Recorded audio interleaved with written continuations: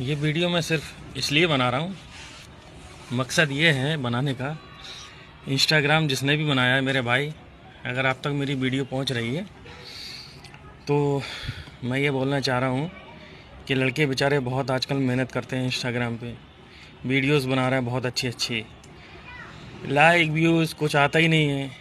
लड़कियां बस ऐसे कर दिया, कुछ ऐसे कर दिया या ऐसे कर दिया, वीडियो बना रही हैं लड़कियां और बस खड़ी हो गई, कोई स्टाइल नहीं कुछ नहीं, तो वो फेमस हो रही हैं। व्यूज़ बहुत आ रहे हैं, लाइक्स आ रही है, शेयर हो रहा है, सब कुछ हो रहा है।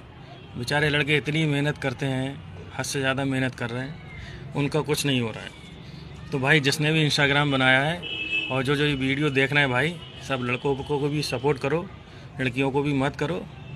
सब लोग मेहनत करते हैं, अच्छी वीडियो बनाते हैं, इसलिए बस ये मकसद था मेरा वीडियो बनाने का।